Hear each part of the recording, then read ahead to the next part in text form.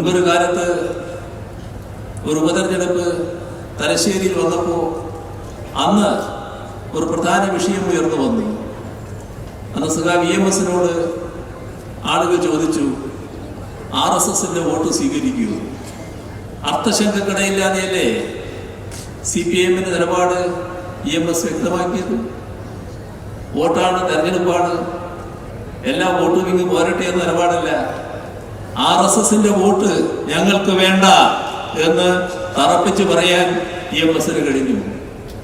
അതാണ് രാഷ്ട്രീയം, അതാണ് നാടിനോടുള്ള താല്പര്യം.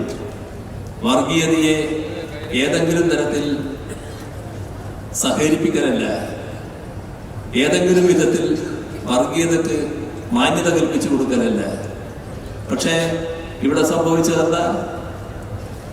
ഇവിടെ SDPI നേരെ പറയുന്നു, ഞങ്ങളാണ് വിജയത്തിന്റെ നേരവകാശികൾ.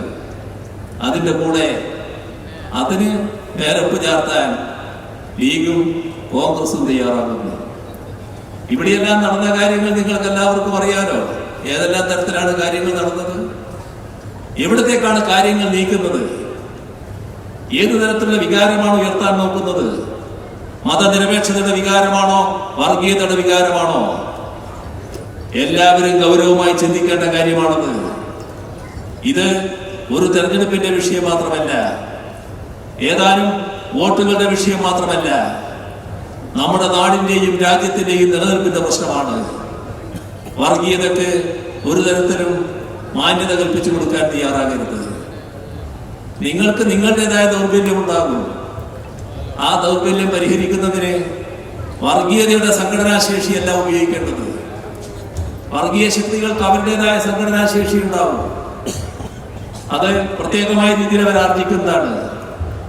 അത് മാതൃകയാക്കി എടുക്കലല്ല മതനിരപേക്ഷ ശക്തികൾ ചെയ്യേണ്ടത്. മതനിരപേക്ഷ ശക്തികളുടെ നിലപാടിലൂടെ വർഗീയതയെ ദുർബലപ്പെടുത്താനാണ് ശ്രമിക്കേണ്ടത്. ഇവിടെ അത്തരമൊരു ശ്രമം ഉണ്ടായോ?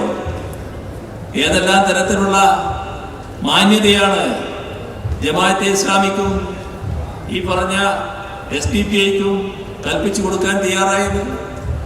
എന്തൊരു മെയ്യഭ്യാസമാണ് നിങ്ങൾ കാണിക്കുന്നത്?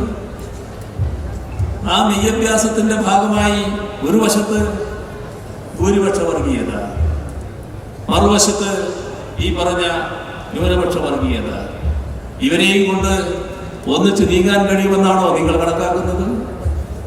അത്യന്തം ആപൽക്കരമായ ഒരു നിലയാണ് ഇവർ സ്വീകരിച്ചു പോകുന്നത് എന്നത് നാം കൃത്യമായി ഉൾക്കൊള്ളണം. ഇത് നാടിനാപത്തായിട്ടുള്ള കാര്യമാണ്. ഇന്ത്യൻ യൂണിയൻ മുസ്ലിം ലീഗ് കൃത്യമായി ഇത്തരം കാര്യങ്ങളിൽ നിലപാടുകൾ സ്വീകരിക്കേണ്ട ഒരു പാർട്ടിയാണ്. കാരണം മുസ്ലിം ബഹുജനങ്ങൾ എടുത്താൽ മുസ്ലിം ബഹുജനങ്ങളിൽ മഹാഭൂരിപക്ഷത്തെ പ്രതിനിധാനം ചെയ്യുന്ന സുന്നി വിഭാഗം എല്ലാ കാലത്തും ജമാഅത്തെ ഇസ്ലാമിയെ തള്ളി പറഞ്ഞിട്ടുണ്ട്. മുസ്ലിം ബഹുജനങ്ങളിലെ മഹാഭൂരിപക്ഷം എല്ലാ കാലത്തും വർഗീയതക്കെതിരെ നിലപാട് സ്വീകരിച്ചിട്ടുണ്ട്. ന്യൂനപക്ഷ വർഗീയതക്കെതിരെ നിലപാട് സ്വീകരിച്ചിട്ടുണ്ട്.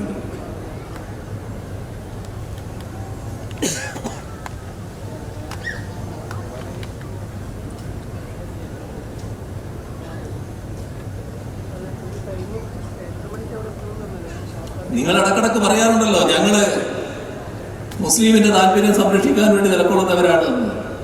ഇതാണോ മുസ്ലിമിന്റെ താല്പര്യം സംരക്ഷിക്കൽ? ഈ രാജ്യമാകെ ന്യൂനപക്ഷത്തിനെതിരെ വേട്ടയാണ് നടക്കുന്നത്. ഈ രാജ്യമാകെ ന്യൂനപക്ഷത്തെ ഏതെല്ലാം തരത്തിൽ ആക്രമിക്കാൻ കഴിയുമെന്നത് നോക്കി നടത്തുന്നു. ആ ഘട്ടത്തിൽ വർഗീയതയ്ക്ക് വളം വെച്ചു കൊടുക്കുന്ന നിലപാട് അത് ന്യൂനപക്ഷങ്ങൾക്കാണ് ആപത്തായി വരുന്നത്. അത് മനസ്സിലാക്കാൻ കഴിയണം. നിങ്ങൾക്ക് താൽക്കാലിക സീറ്റ് ലാഭം ഉണ്ടാകുമ്പോൾ അതിന്റെ തുടർച്ചയായി സംഭവിക്കാൻ പോകുന്നത് വലിയ തോതിലുള്ള ആപത്ത് പൊതുവായി ന്യൂനപക്ഷങ്ങൾക്കാണ്. നമ്മുടെ രാജ്യത്തിലെ ന്യൂനപക്ഷ വിഭാഗങ്ങളെല്ലാം ആക്രമിക്കപ്പെടുകയല്ലേ? മുസ്ലിം മാത്രമാണോ? ക്രിസ്ത്യാനി വലിയ തോതിൽ ആക്രമിക്കപ്പെടുകയല്ലേ? ഇതെല്ലാം കാണേണ്ടതല്ലേ? അത് കണ്ടുകൊണ്ടുള്ള നിലപാടല്ലേ സ്വീകരിച്ചു പോകേണ്ടത്? ആ നിലപാട് സ്വീകരിക്കാത്തത് അങ്ങേയറ്റം അപകടകരമായതാണ്, നാടിനാപത്താണ്, നിങ്ങൾക്ക് സ്വയം ആപത്ത് വരുത്തി വെക്കുന്നതാണ്. ഒരു പാർട്ടി എന്ന നിലക്ക് നിങ്ങളെ വലിയ തോതിൽ ക്ഷീണിപ്പിക്കുന്ന ഒന്നാണ് എന്നത് തിരിച്ചറിയാൻ ബന്ധപ്പെട്ട പാർട്ടികൾക്ക് കഴിയണം എന്നതാണ് ഈ ഘട്ടത്തിൽ ഓർമ്മിപ്പിക്കാനുള്ളത്.